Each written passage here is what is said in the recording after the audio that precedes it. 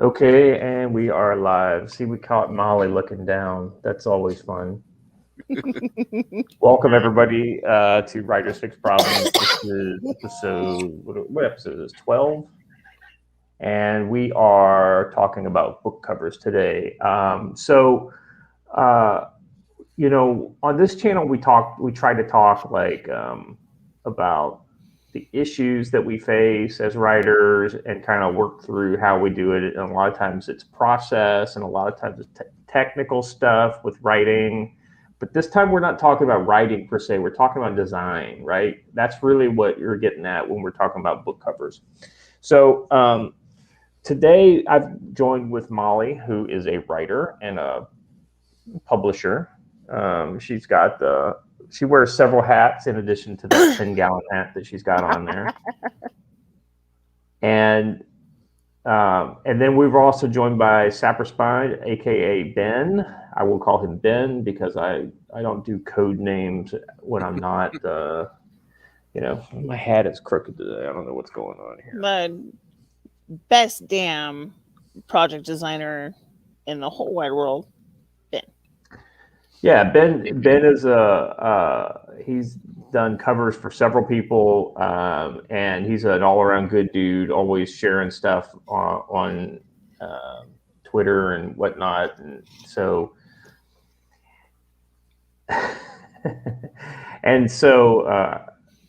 Hussy. I would never call you Hussy. We just, I love it. We just lost our. That would be my grandma. Do you remember when we were having beers out here and it was the middle of summer, and I got that nosebleed right at the end of the. That was so funny. And I got that nosebleed right at the end of the show, and I'm like, I gotta go, and I'm hitting my mic and I'm hitting my camera, just trying to get this thing under control. And sure enough, my grandma, I think she watched the show, and she goes, "That's what you get for drinking in the garage with those men like a little hussy." Well, the good news is that this man is 4,000 miles away, and Ben is on the other side of the country. So yeah, like 90. She does not understand the internet. No, I'm drinking in the garage with those men like a little hussy. That's funny. The same kid.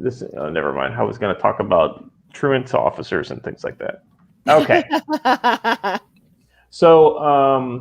So anyway, we're talking about book covers today, and the interesting thing is there's a lot of different ways to go with book covers. So like my discipline is graphic novels, right? And so what you do for a graphic novel is totally different than what you do for, say, a novel or an anthology. Like an anthology is a tricky beast, right? Because an anthology has several stories from different authors, and you have to try to capture moving parts.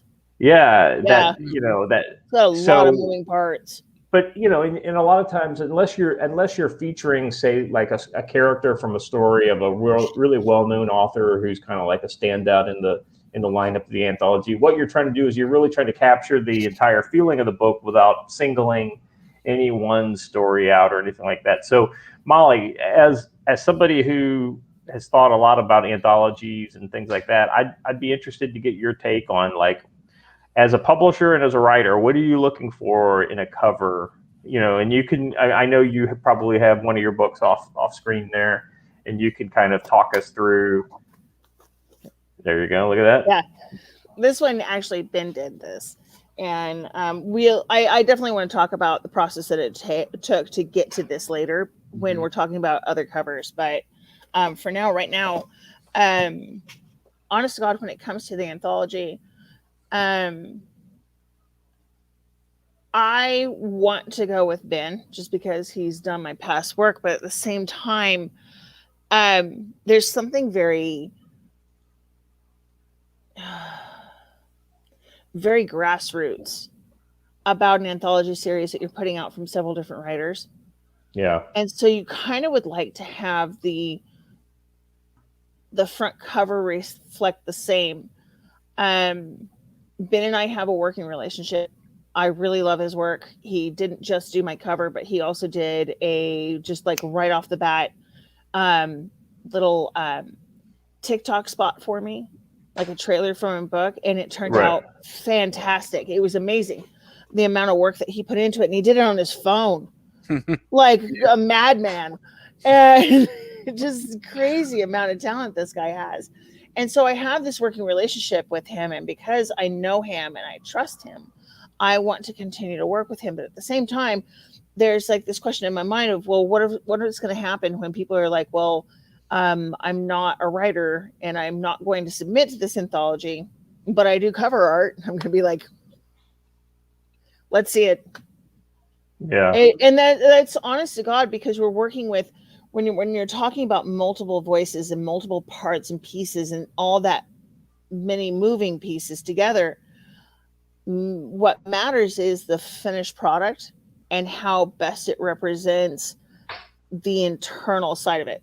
Now, keep in mind, this anthology could absolutely come off the rails. It could just burst into flames. No one will submit. I'll have nothing to publish. It'll be just me. And Yeah. and that's actually kind of like my biggest fear, is that rather than us all coming together and being able to do some mass guerrilla art movement in sci-fi, something that hasn't been done for a long time. I think that the first like non-orchestrated sci-fi anthology for Exoplanet, whatever, was somewhere around the 70s. And there was a lot of drugs going on back then, and it worked. Yeah.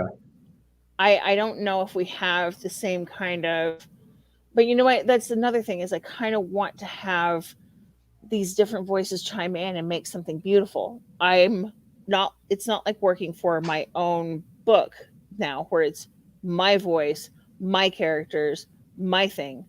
I want to hear the chorus. So, but as a publisher, like, and you're developing in that anthology, this is a good example, right? You've got things like, well, it's sci-fi, and then it takes place on this X planet or whatever, and here is a general theme that we are trying to convey through the different stories.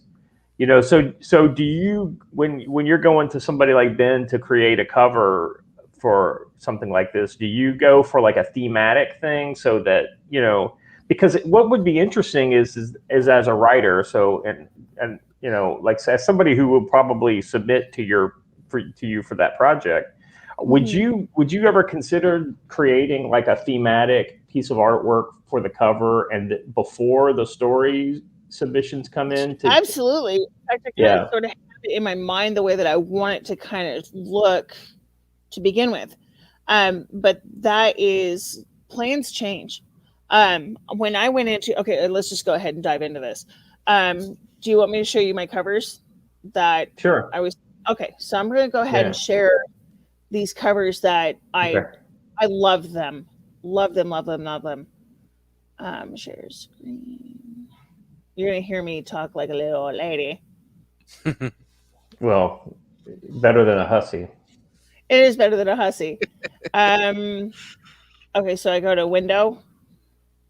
Yeah.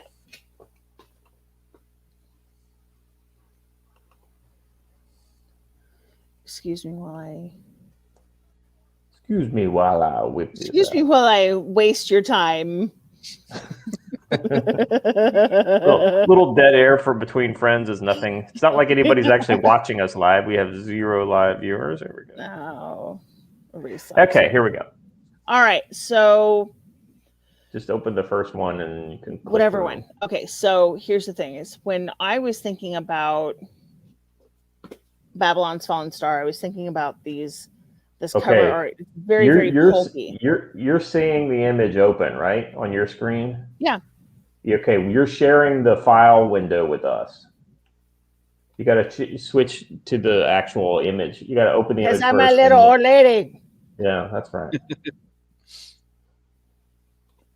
We'll get you there. We'll get you there. I'm a little old lady. We learn through trauma and repetition. Oh, that is true. The repetition of trauma. That is so true. There we go.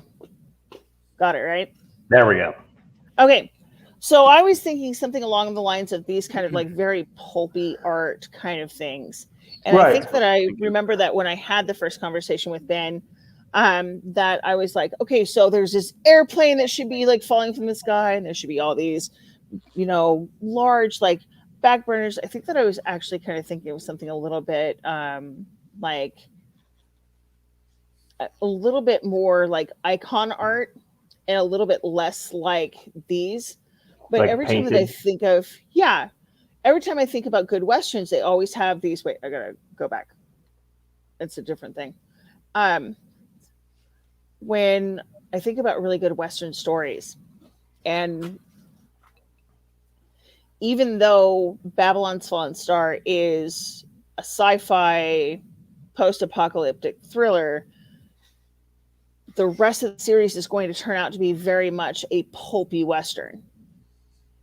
I was thinking something more along the lines of these, which were very reflective of not just the pulp fiction that was being published at the time, but also like the films that were very, very popular at the time. Sure. And right here, what I have up is the Louis L'Amour anthology series covers. And it's only 3 of them because it's not my favorite one that has 4-card draw on it. But this is what it kind of got reduced to, where it was like the big name of the author. And then it didn't matter because it was it was either his novels or it was his anthologies. It was a collection of his works. And then they still had that kind of pulpy painting kind of a thing in between. So more, like a more kind of modern treatment of the original art. Yeah. See, but this is Western art. I can go into any cowboy's living room and find something along these lines.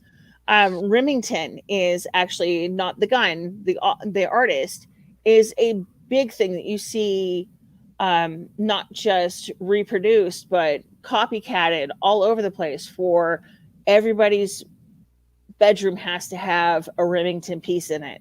There's a definite art and culture out here when it comes down to rodeo and cowboy lifestyles that gets reproduced over and over again. We will not ever in the archaeological record be confused with back east at all. We are our own creature. Yeah. But part of it is this California influence and the movie sets that came in and did these pulpy Western photos. And you can see that it's kind of a mix up. A lot of the time they'll just do the landscape. If you look up here where Elizabeth Fackler, Badlands, is highlighted, it's just a landscape. That is something that is going to be on your grandma's wall. Whereas this is more like a movie poster. And like if you look, the thematic. Author's name is huge. These are kind of like the things you would pick up in Walmart because you just need something to do over the weekend, and reading is it. So I'm going to go ahead and stop sharing. When I was first coming to the idea of my book cover to Ben, I was very much into this idea of I want it to look like a traditional Western. I want to sell it like a traditional Western. I don't think that I maybe like gave him that impression. I think I just hit him with a bunch of like, this happens and this happens and then there's this. And what Ben came up with was this. And it's got the landscape. It's got the great, the title. It's almost movie posterish, but he really did tap into the fact that these are not, it's not a classic or a vintage Western. It is a modern post-apocalyptic Western. And he found the 2 characters that I just loved the most out of nowhere. It was just like, oh, also there's this nanny and the kid and they're wandering around. And he made that like, he's like, wait, that's a great story. So as the cover artist, he's telling the story better than I could as the person who wrote it. Well, he's selling a moment, right? Like an important moment. And so Ben, I want to important moment. I want to bring you in on this because so as an artist who tries to capture that lightning in the bottle, that brings the kind of that the important part of the story to life on the cover. How do you kind of go to that decision? I mean, I assume there's a lot of talk ahead of time with the author or whatever, but still, there's got to be some, So what do yeah, you there bring was to that? definitely talk, because depending on whoever I'm working with, the client needs to be happy with their work. But at the same point in time, I want it to be eye-catching, so then it stands out among others, and it has its own feel. And with her book, Babylon's Fallen Star, I manipulated a lot of stock photo, is what it is. I didn't draw anything or whatever. The two, the girl and the nanny, they're not actually holding hands. They're two completely separate pictures. Oh, I didn't I know made that. them look like it. Yeah. Yeah. I just made it look like that. You did. So You did. Look, they're holding hands. Yeah. And I love the body language that you have on Bella, where she's a little. I don't know how you picked the photo right, but she seems unsure of herself. Like, as a mother, I look at this child and I want to go comfort her. She seems like she's scared. She's turning towards the nanny a little bit. It's kind Yeah. of, so that's a kind of reassurance, kind of like But look at how broad Sarah is standing here, and how square shoulders that she's just like, it's gonna suck, but we got to do it. Yeah. I love it. I love it. He so captured exactly that moment where Sarah stops being a victim.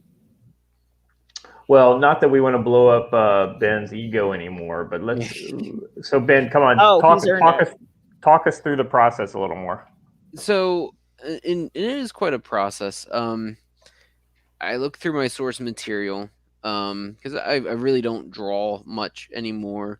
I used to in my past, so I use a lot of stock images. But then, of course, I manipulate them to a certain point that they're nothing like what they used to be.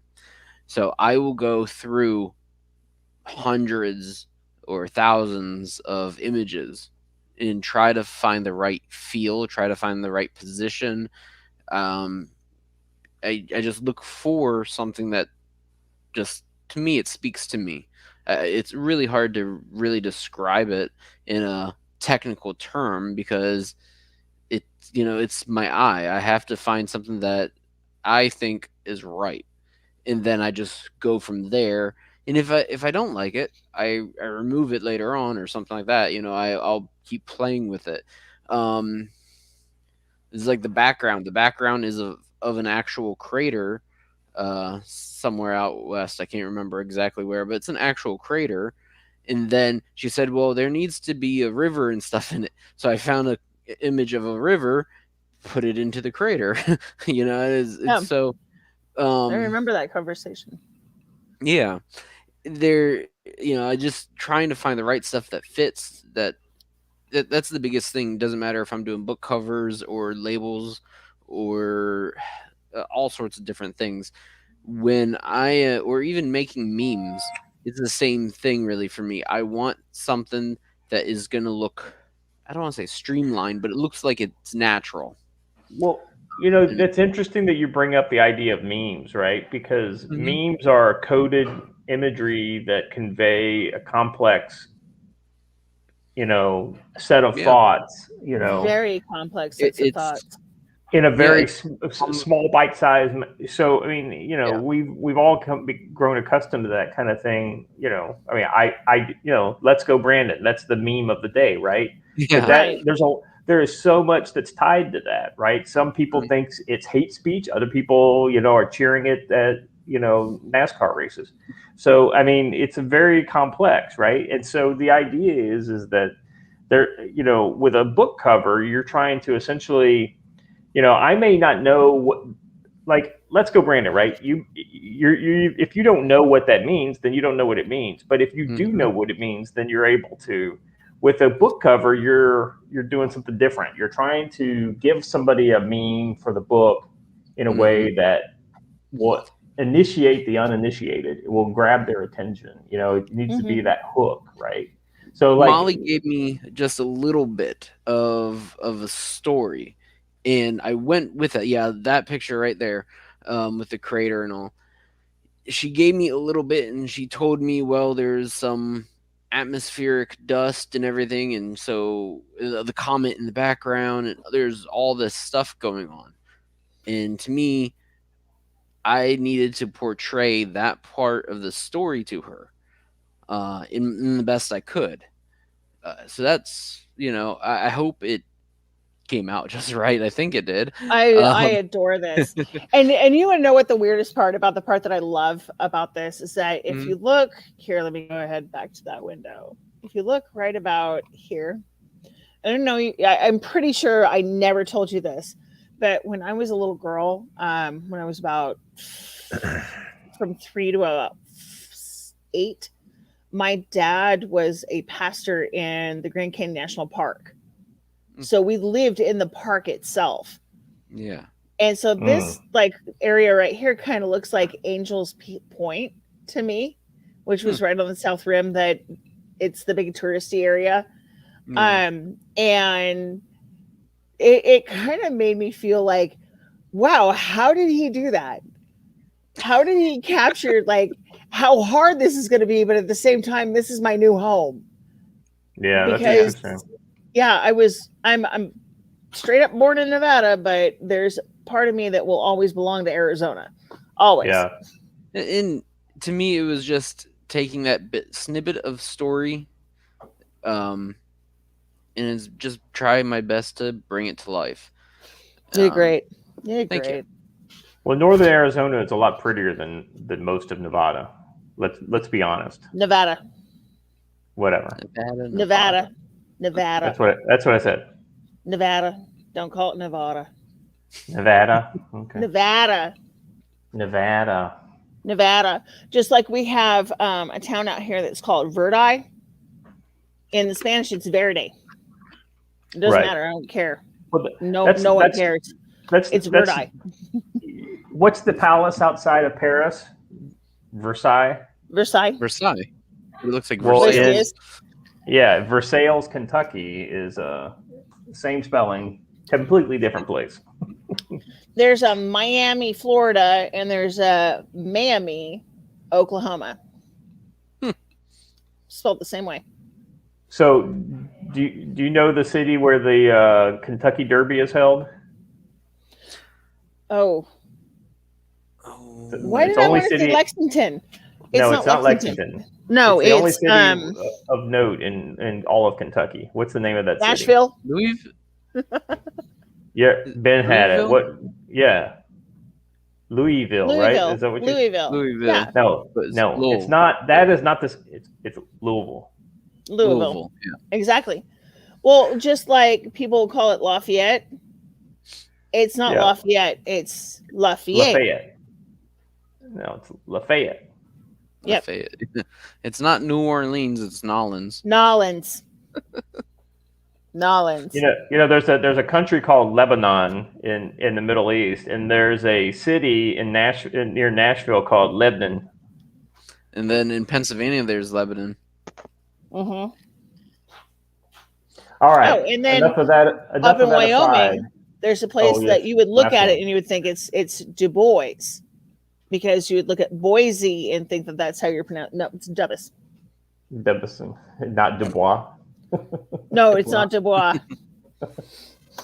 All right. Anyway, so hey, let me switch topics here a little bit. So you guys really kind of broke down like how what you were trying to convey with your cover, Molly, and Ben kind of talked about how he kind of got to that.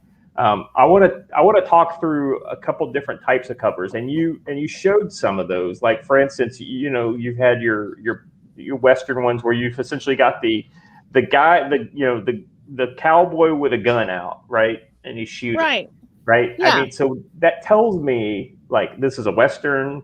There's probably a male protagonist in it, and at some point there's going to be gunplay because what the hell are you telling a Western for if there's not a gunfight in it somewhere. Right, and we can get into it if you want to go like full philosophy of art, with lines, and you want to like deal with negative space and things like that. Well, The real solid gunslinging westerns have got very angular lines on their covers. Well, but they also tend to have. Whereas- The thing I was going to get more towards was like, the art is more traditional generally for it. It's not like you don't normally do some kind of artsy, kind of modern take on a Western. You don't generally do that. You go,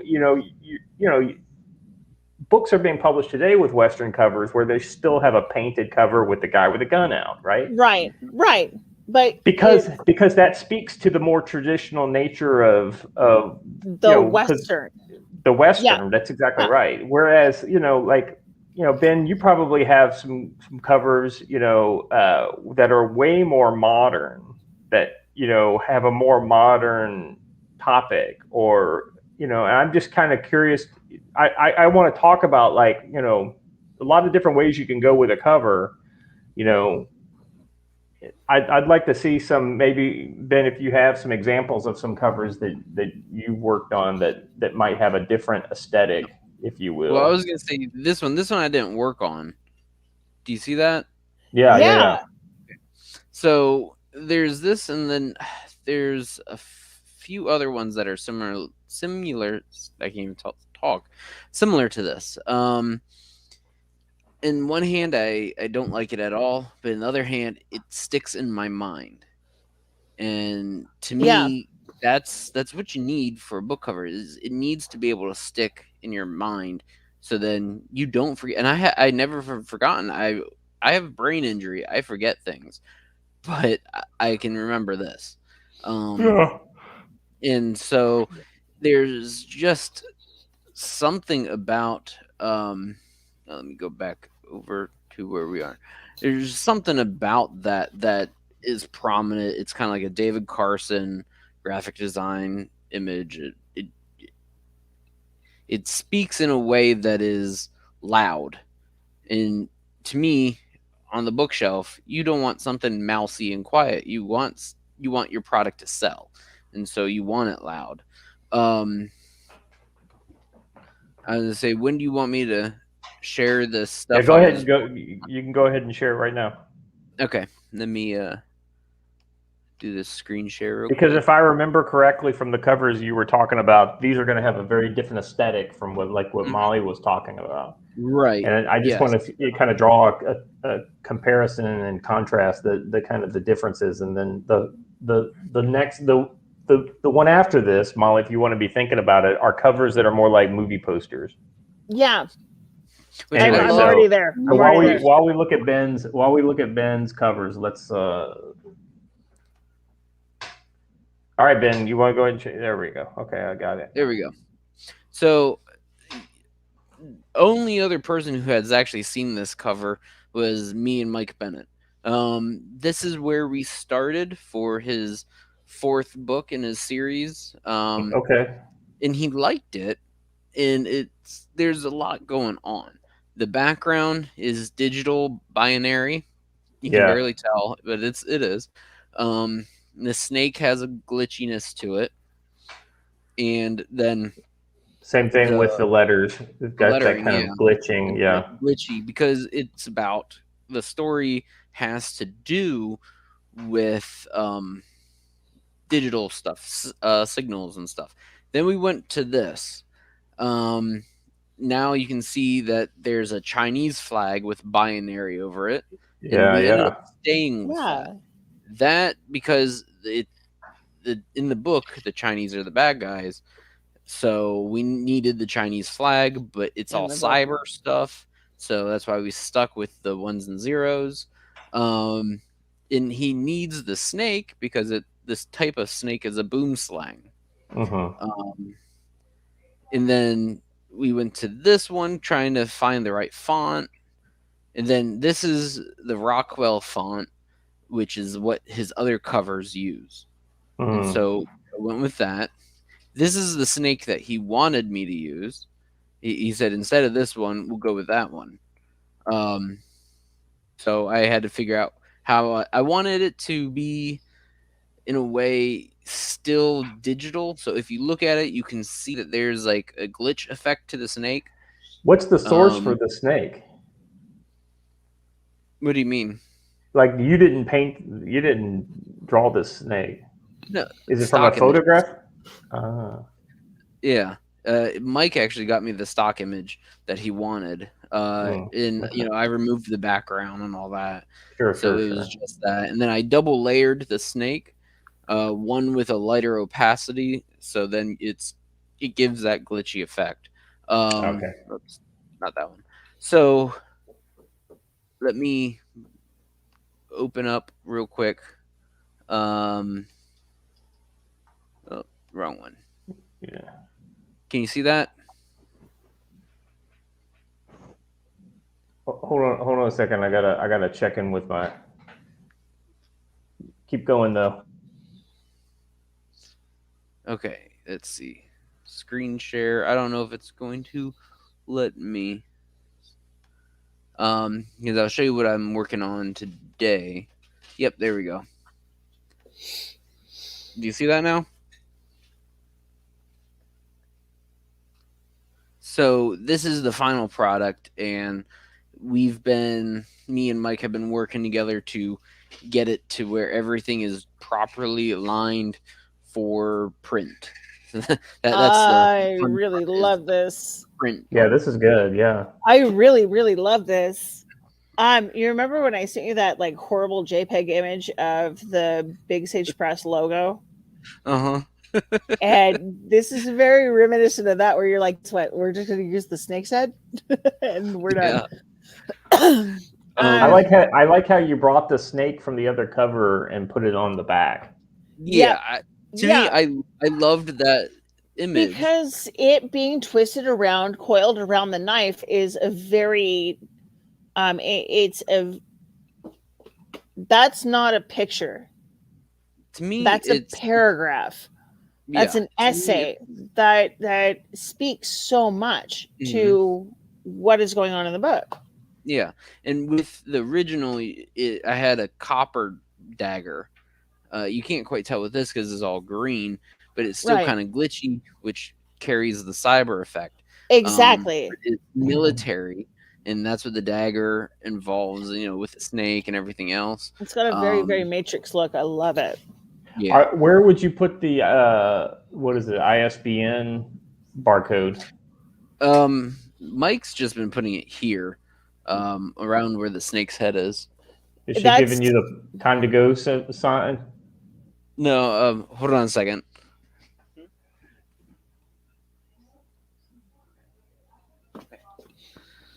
So yeah, sadly, the barcode's going to take up around the head of the snake on there. Can you invert it? That way the head of the snake is here. That way the full picture, and all we're losing is the tail and the tip. Yeah. We're smart enough in our monkey brains to put those sharp images there. That's what she said. If you see, I'm getting rid of the layers. So sadly, the snake is stuck in this one image, the base image. So I can't flip it unless I go and back into a different program. Amazon and Barnes and Noble and every other print on demand wants to have their barcode right there. Where the head is. Yeah, exactly where it is. They want it right off the spine because their idea is that they're also selling to libraries and producing for libraries. And so when the spine goes through, that's where they put the checkout barcode on it. And so if you're going to steal something from the library now, which who's stealing books in the library? Yeah. Who? Okay. Just buy it. So yeah, so this is exactly what I was talking about, like a more of a graphic take on, the meme, you've got the Chinese flag, the symbol, you got the snake, you've got that beautiful stake image and the knife on the back. I mean, so there's definitely, you're telling some of that story, but you're just using different means. versus say like the painting of the cowboy. But that I want to read that book. I want to read that book. I'm going to put it. Okay, so I have a lot of books on my wish list.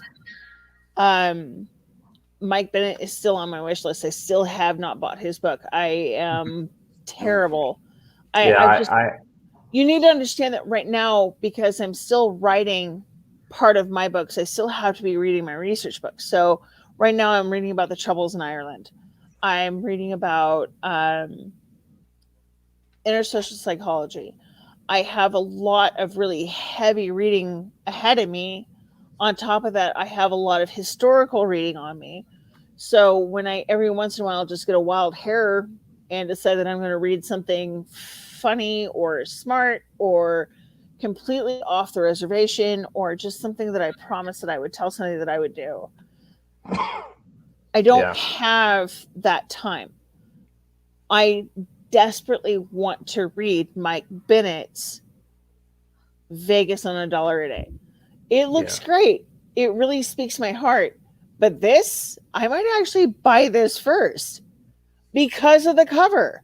It'll be going in print. It's so dynamic. We're working on that. Hopefully tomorrow it'll. Do you hear the background? I just want to make sure it's not too loud. It's not too bad. Just give kisses to your wife and we're good. But one of the things I like with book covers, trying to get the angle right, is I like to have the title of the book larger than the author. And this, I did not design this cover. But to me, it's I've always seen that in bookstores where the author is larger than the title, and to me that never made sense because it's the book that's the story. Well, like with a lot of books, especially when the author is such a huge name, it's like they almost neglect the design of the cover for essentially. I mean, how many like you've got Tom Clancy, and then you've got the title of the book underneath it, right? Or Stephen King. By the way, does not write his own books. Sorry. Well, Tom Clancy's dead. Okay. He's been dead for several years now. Right, but that's very true. He didn't write his own books. Even when he was writing his own books, though. He wasn't writing his own books. He was the early stuff. He was writing a lot. You're thinking more of like the Splinter Cell and Op Center stuff. That's all ghost written, but it has the name of the other author on there. Yeah. Do you know who wasn't writing their own books either? The one that has that big Amazon deal with the guy from The Office. I don't know who you're talking about. Ryan Patterson or something like that. I don't know. He doesn't write his own books either. They're Thomas King of military spec ops. Hold on a sec. It's disgusting. It's disgusting. Jack Reacher. Who did the Jack Reacher novels? So I've got no clue, honestly. Wait, no, Tom Clancy. I think it is Tom Clancy that did the Jack Reacher. He didn't write those. There is something I need to confess about. Is Lee Child. I got this to read because I needed source material for upcoming work with Mike that hasn't been announced yet, but should be ready for Christmas. So you bought his previous work in order to have to know what's going on, because I was working on in his head as an author project. Yeah. I needed to know more about it, and it's funny because I worked in the intelligence community. That was my last job in the Army. Right. It was intelligence, and so I know about like the special missions units and stuff like that. And he said, "Okay, well then you'll understand this book better."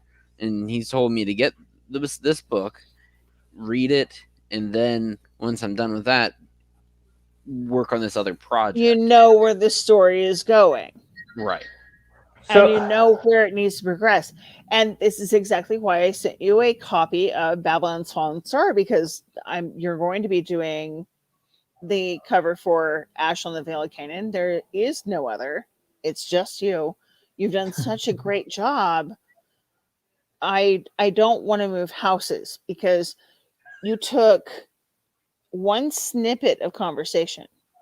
It was like literally 3 lines text through Twitter.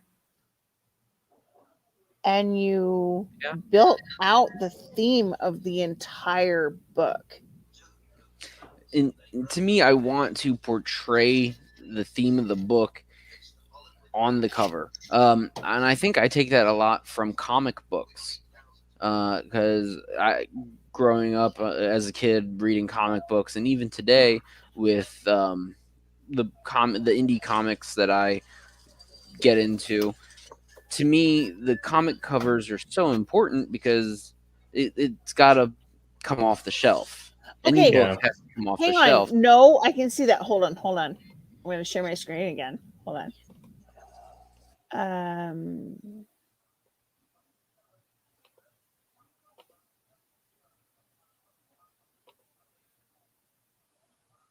I can see it.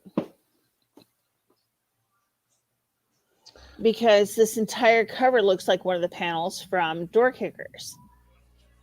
Yeah. It's a single image that tells an entire story. Some of my favorite comic books are the ones that have like almost or practically zero dialogue. They tell the story through the images. That's usually my most favorite. For one, I'm a terrible reader. I'm really slow. So if it's a lot of dialogue, I'll get lost track. So I've had this for I think about a week now, and I've read about 2 pages. I am terribly, terribly slow. I'm not a good reader. That's why comic books, they're great because they got pictures. But to me, though, I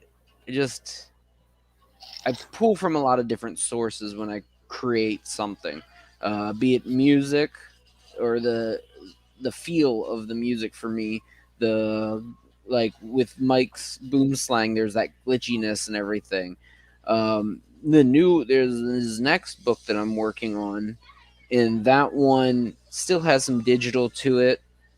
I can't say too much about it, but it's different feel. So we're going a slight different direction, but it still has that cyber Brave New Worlds. Okay, but do you remember when I told you when I was talking to you about my cover, and I was like, "Have you ever read Dies the Fire?" I know of that story because someone told me all about it. Okay, well, I'm gonna go ahead and share it. Hold on, because this is actually this is big. Hold on. If we go to old lady doing her dumb shit. Okay, let me go ahead and change it out here.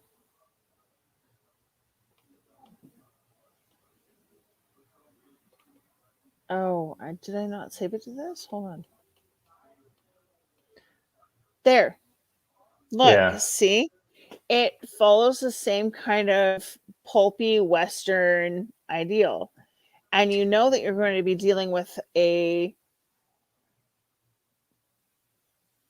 is some very ridiculous art history kind of a thing. But the reason why you know that you're going to be dealing with action is because of the angles you have a flat horizon. Hey guys, I'll be right back. Okay.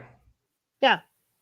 You have a flat horizon with what you're expecting to be a skyline. And then you have these sharp angles leading off away from the eye. So it's funny because I'm here. I absolutely love designing book covers. That's one of the things that I find as a passion, really. Even though, I do T-shirts and logos and stuff like that. But with a book cover, you have the chance to sell an entire theme. Yeah, exactly. Yeah. And it's funny because you're saying all these different angles and everything, which is important, and I never think about any of that when I'm designing something. To me, it's just yet it's a feeling. you happen to just kind of get into it. Yeah. To me, it's a feeling. Like, it is a feeling.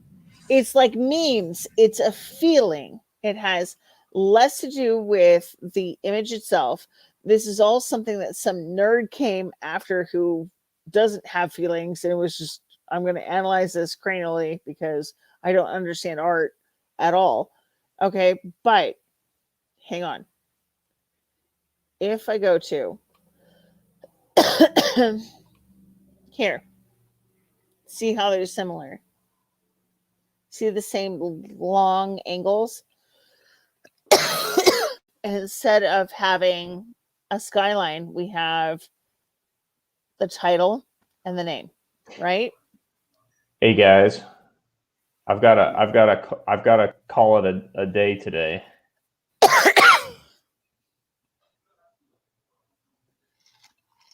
That stinks. I know. I Molly actually, and I tell you what, Molly, I'm going to share. Do you have more stuff to share? No, I'm good. Okay, I have something to share.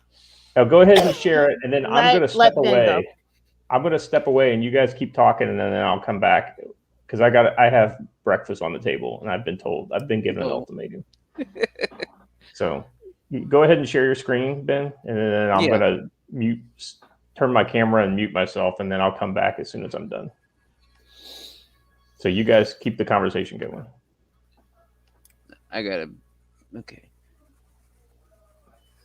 I'm trying to remember which folder it is. Oh, wait, there it is. I'm going to share the screen now.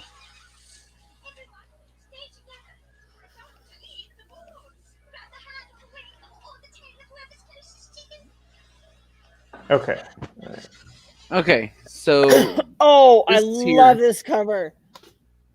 This cover has actually gotten me at least one other job, which was pretty cool when it pays off like that. So I wanted something clean and crisp, at the same time understands the title of it, Prairie Fire, is what you see in front of you in a way. Mm-hmm. So you see that prairie with the wheat, but then there's the reds that make you think of fire. And then, of course, I worked with the opacities of everything to really just try to make everything tie together. Right. Right. In this one, let's see, I had done one of these, trying to get to it. It's not wanting to load. But I think it was this one that I pitched for Clay. And he liked it. He fell in love with it. And he said, "You know what? We're going with it." And then him and I started to work together, try to even it out. This is what we ended up with here. He sent me a picture of him looking goofy. I put some fire around it because that's the theme of the book. Mm-hmm. And so then there's the other one which I need to bring up. Let's see. I gotta go to my files. Concrete Jungle. Wait. Go back to that one. Oh, okay. Yeah. Go back to that one. Do you see it, or am I not screen sharing anymore? No, I don't think it's screen sharing anymore. Anyway, what I wanted to say about it was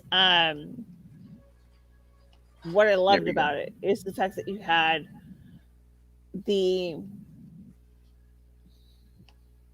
Do you see it now? No. Not until Scott comes back and okays it because he's in charge. Oh, darn. What I love about the Prairie Fire cover is the fact that you show wheat that is literally a day from being harvested. Yeah. It's in its full-fledged wholesomeness. It's like burning a field full of wheat is like killing a pregnant woman, or like running down children with chariots. It's an image that talks about things that are just voodoo to do. It's beyond the spectrum of what is allowed.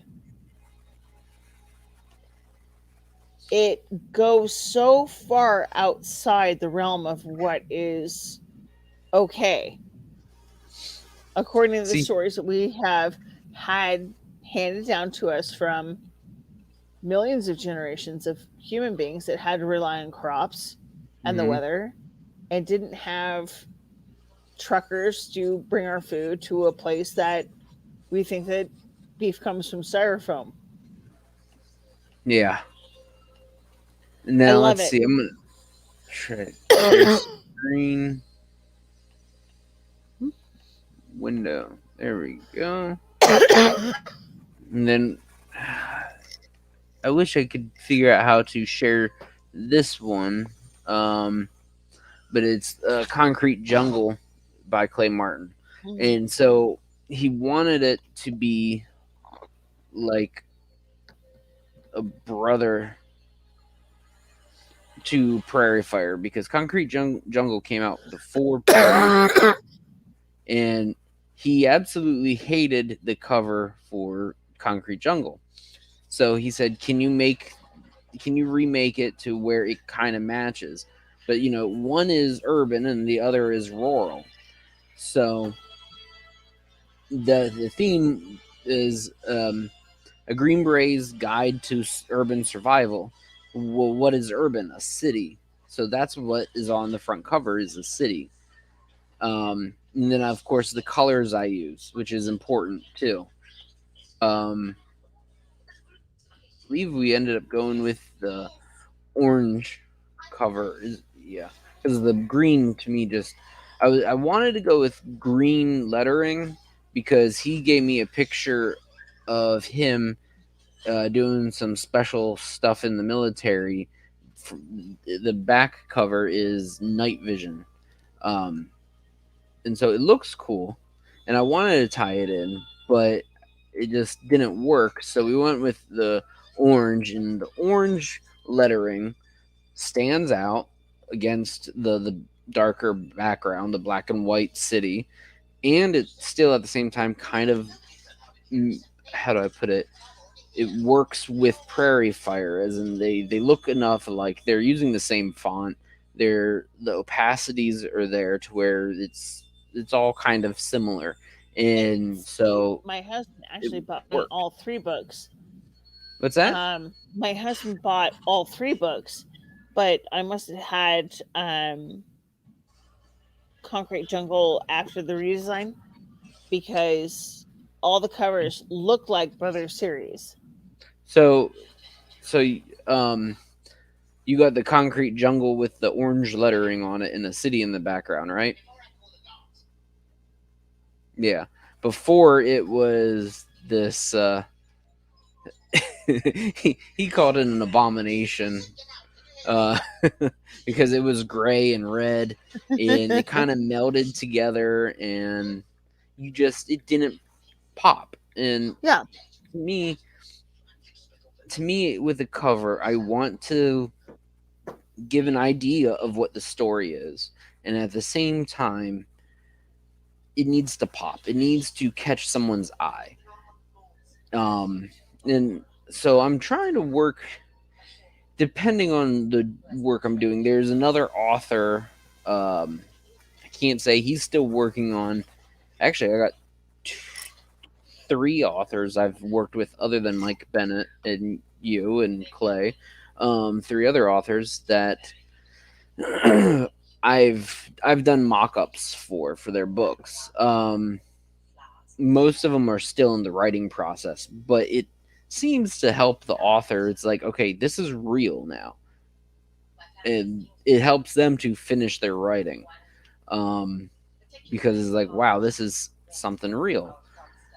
And oh man, before I lose my train of thought, the other covers are, so the one takes place in the like medieval time. So I use looks that are you would find like a manuscript or something. Oh, I can't think of the word. I think it starts with an L, but anyways, it looks like old paper, and everything on there looks like it's kind of handwritten or something Yeah. and hand drawn. So Yeah. it looks like it would fit in that time period.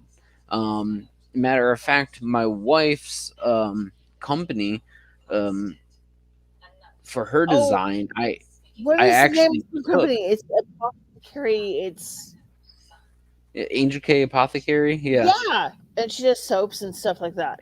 hmm Yeah. So for her, so we have a banner that we hang up, and wherever we go to like a flea market or something to sell her stuff, and I designed it, and I bought it for her, and she didn't even know I did that. That was a funny. It was a surprise. I love that. But I took at least 3 different things from actual medieval artwork. So obviously there's no copyright because it's Right. it's medieval.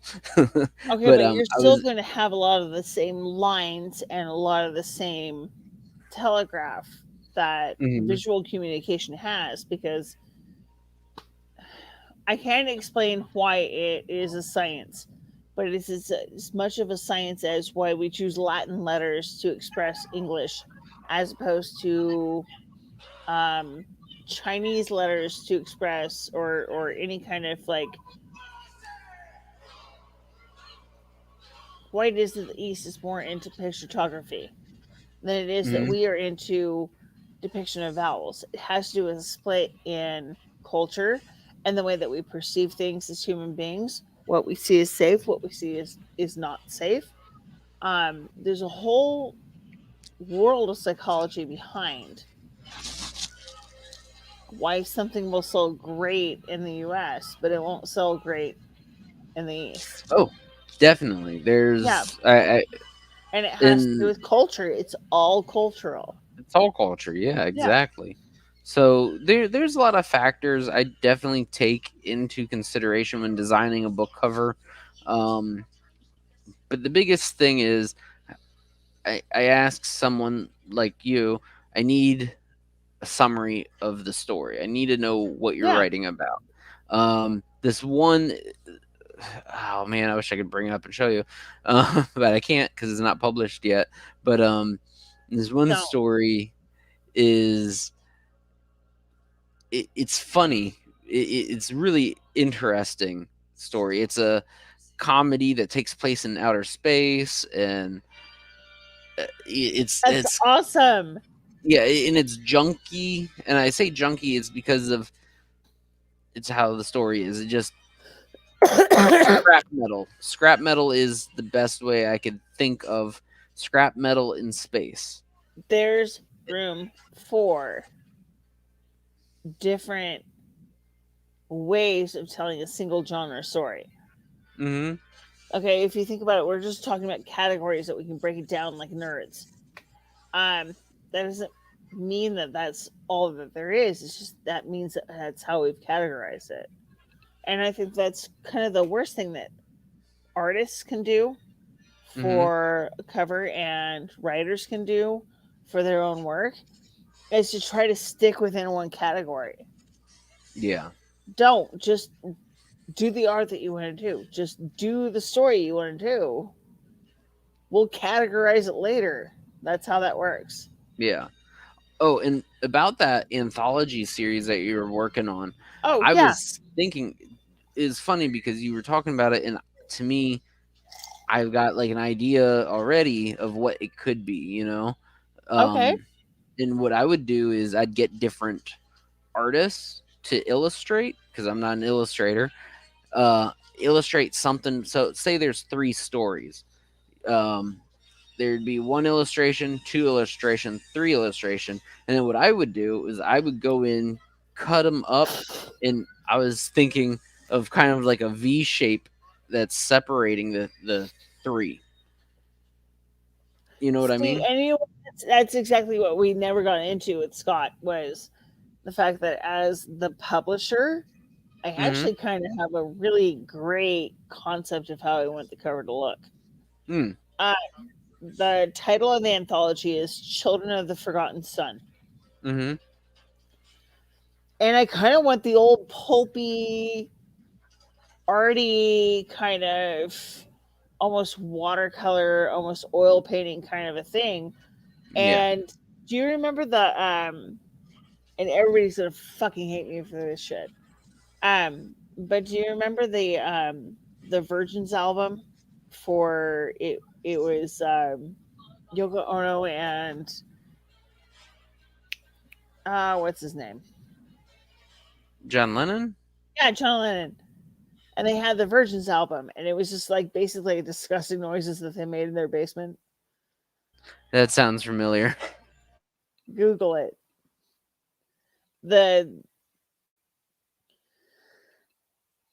That album cover provided so much for so much, like he and she, Adam and Eve kind of art. I have this concept of two naked figures overlooking this veil of plenty, and there's just enough light to cover up all the naughties, and nobody has to see it, but it's just suggestive enough, kind of a thing. It's interesting you bring up album covers. When I was in high school, I was big into like heavy metal, death metal, really heavy stuff. And I loved album cover designs. And Aren't they great?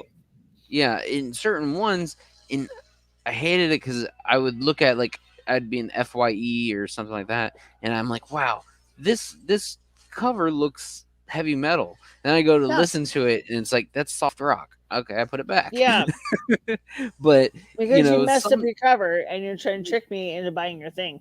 Yeah, exactly. And you see, that's the thing is that I hate people who are like, I hate poetry. Get out of my face! You hate music. Yeah. But if you do an album cover, then you're doing like the paragraph for an anthology of poetry. Mm-hmm. Because that's all an album is. It's just an anthology.